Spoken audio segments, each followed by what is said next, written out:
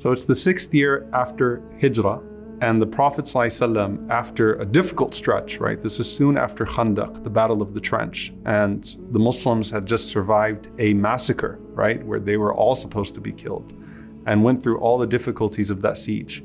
The Prophet ﷺ has this dream, and in this dream, he sees himself, sallallahu alaihi wasallam, and the Muslims out there making tawaf in ihram, finishing their umrah all together. And the dreams of the prophets are revelations. So what the Prophet ﷺ saw was indeed to pass and indeed to happen. So he wakes up, sallallahu alaihi wasallam, so happy, so full of joy, and he tells the Sahaba what he saw. So you can imagine, especially for the Muhajirin who hadn't been home for now 6 years, they have a chance to go to Umrah with the Prophet ﷺ, and they're not even thinking about the consequences or the hardships that they might encounter, because surely what the Prophet ﷺ saw is revelation and it's going to happen. So 1,500 of the companions proceed to Mecca along with the Prophet ﷺ, and they're in their ihram. They're not bringing the proper equipment or weaponry for battle and for war. And this puts the people of Mecca in an interesting place, because they're in Mecca, they pride themselves on, being able rivals and people that hold, some sort of ethical standard in how they treat their enemies. And they're in a difficult situation. Do we just massacre the Muslims when they come? If we do that when they come to Mecca, then we would have violated every secular religious pact that exists about how you treat the pilgrims, right? So we can't kill them all here. It's different when we're going to battle with them. Who will make Hajj then, right? If we have enmity with the tribe, it's understood that there are sacred months and sacred times, and we're not supposed to fight at certain times. So what's going to happen in that situation? So they don't know what to do. Do we fight them? Do we turn them away? Do we prohibit them? Do we, try to kill them in a way that is secretive and so people won't find out? So because of that, they have to go to the Prophet ﷺ and to these Muslims in ihram, these pilgrims, and they have to figure out a way to negotiate with them to stop them from coming to Mecca in the first place. Because if they come to Mecca, it's either humiliation for them because they were able to come do Umrah and go home without being killed, and that's a spit in the face of the people of Mecca, or we kill them and we disgrace ourselves and we violate all the covenants and all the contracts, and we become the talk of the people of Mecca in that regard. So they go out to the Prophet ﷺ and they negotiate the Treaty of Hudaybiyah. And obviously, as the Prophet ﷺ is there in Hudaybiyah, he is also making concessions, sallallahu alaihi wasallam, to Suhail ibn Amr in particular, who is one of the chief enemies, like not being able to write Rasulullah on the pact, not being able to write Ar-Rahman Ar-Rahim on the pact. And one of those main conditions is that you have to turn back and not perform Umrah this year. So after you've already made these preparations, in exchange for peace for 10 years, where you get to do da'wah, you get to call people to Allah, you get to have your peace that you've been seeking, you have to turn around and not do Umrah this year. And that was so difficult for the Sahaba to swallow. I mean, first and foremost, you have the Umar radiallahu anhu, the people like Umar radiallahu anhu, and they're very few, right? But that are like, wait a minute, we're on the truth and they're on falsehood. Let's just go forward, forget them, right? We'll fight them, we'll go to battle. Why are we making any concessions to them? Why are we compromising here? Why are we signing this treaty? Then you have a lot of other Sahaba that are just wanting to go to Umrah, right? They've been so excited, they've been thinking about this, they're in their ihram. And these are the people who Allah subhanahu wa ta'ala mentions that He's pleased with, that took the pledge of Ridwan, Bay'atul Ridwan, that Allah is pleased with those people because they were willing to die going out to Mecca when they thought that Uthman radiallahu anhu was killed. And they were willing to put their lives on the line, but now we can't do Umrah. And this is a lesson for us, by the way, that sometimes the ibadah is in abstaining from something that we really want to do for the sake of Allah subhanahu wa ta'ala, but Allah is directing us elsewhere. And in this situation, the Sahaba have to listen to the Prophet ﷺ as they always do, and they have to swallow that bitter pill of disappointment. Now Rasulullah ﷺ comes out and he informs the Sahaba that they're going to turn back and that they're not going to go forth. And no one wants to move. The Prophet ﷺ goes to Salama radiallahu ta'ala anha, and he asks Salama what he should do. And she's a wise woman, so she says to the Prophet ﷺ, look, they're obviously disappointed, they're naturally disappointed, But they're hoping, right? They're holding out hope that maybe something will change. So that's why, they haven't cut their hair yet. That's why they haven't sacrificed yet and exited their ihram. There's probably still that hope that something's going to change. So she told the Prophet ﷺ, if you go out there and you call for the barber to shave your head and you sacrifice, then that's going to be the finality and the closure to this all, and they're going to follow you. As disappointed and as hurt as they're going to be, they're going to follow you. And that's exactly what happened. The Prophet ﷺ goes out there, he shaves his head, he sacrifices, and so they all understand that this is what they have to do. And of course, this Umrah counts, and the ulama count this Umrah for the Sahaba of the Prophet ﷺ and for the Prophet ﷺ himself, because they did what they had to do, and they could not complete the rites of the Umrah simply because they were stopped, and so the reward is already there. But what about the feeling? What about the need to actually go?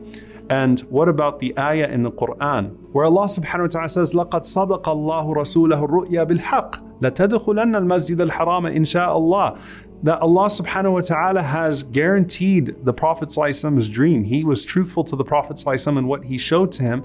And Allah subhanahu wa ta'ala will indeed fulfill what the Prophet ﷺ saw. You will enter into al-Masjid al-Haram, insha'Allah, by the will of Allah. آمِنِينَ مُحَلِّقِينَ رُؤُوسَكُمْ وَمُقَصِّرِينَ لَا تَخَافُونَ. You will enter in and you will shave your heads and you will cut your hair and you will not be afraid. But Allah subhanahu wa ta'ala knows what you don't know, and Allah subhanahu wa ta'ala has instilled within that what? Fathan qariba, an opening that is to come soon. So Allah subhanahu wa ta'ala is saying to the Prophet ﷺ and saying to the believers that the ru'ya will happen, the dream will come true.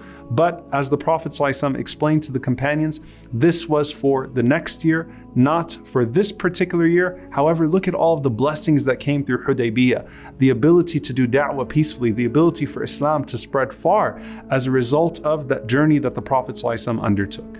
Now, of course, the Prophet ﷺ, however, has in the deal with the Meccans that he will still be able to do Umrah the next year.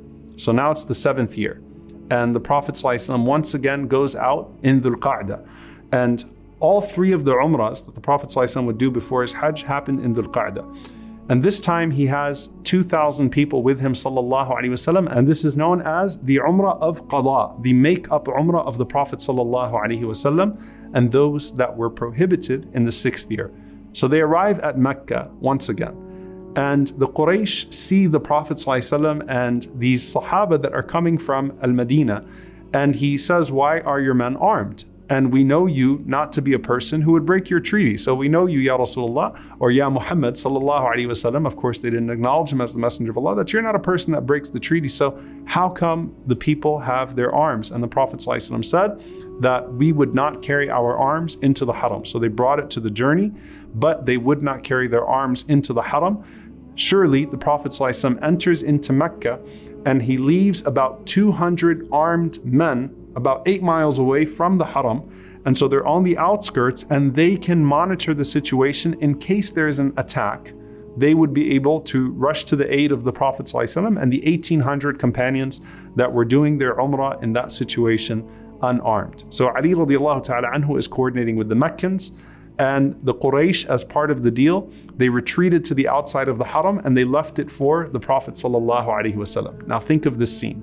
Rasulullah sallallahu alaihi wasallam and the Sahaba coming to do Umrah for the first time in 7 years now. And the Meccans who have persecuted them and run them out of Mecca, as a part of the deal, they have to watch the Prophet sallallahu alaihi wasallam and the Muslims do their Umrah. And so they're seeing what Muslim Umrah looks like. They're hearing the talbiyah, the chant for the first time of Islam. Labbaik Allahumma labbaik, labbaik la sharika laka labbaik, innal hamda wa ni'mata laka wal mulk la sharika lak. They're hearing the talbiyah for the first time. And they're watching these Muslims proceed so beautifully to carry out their Umrah. And Quraysh, they had this rumor where they said that the Muslims became weak in Medina, that these people, once they left Mecca, they lost their strength. And so the Prophet ﷺ said that as a sunnah, when you go to tawaf, he told them to show their strength in the first 3 rounds of tawaf. And so tawaf al-qudum, the first tawaf, the men will expose their shoulder, and the Prophet ﷺ told them to run, to show their fast pace, so that the rumor that they have become weakened in Al-Madinah is dismantled in that regard. So that's why when we go to do Umrah for the first time, we do our first tawaf, there's that sunnah of Raml of going quickly within the first 3 rounds. And the Prophet ﷺ told them in a sa'i in particular as well, that where the dip is in the valley between Safa and Marwa, that as they go into the valley, that they should come out quickly, that the men should run so that they could show their strength and come out quickly. Now, by the way, I actually want to mention this here because it becomes confusing to a lot of sisters in particular when they go to do sa'i between a Safa wal Marwa. That's where the green markers are now between a Safa wal Marwa. And I've heard sisters say this, that if we are acknowledging Hajar alayhi salam, who used to run between a Safa wal Marwa, how come the men run between Safa and Marwa and the women don't?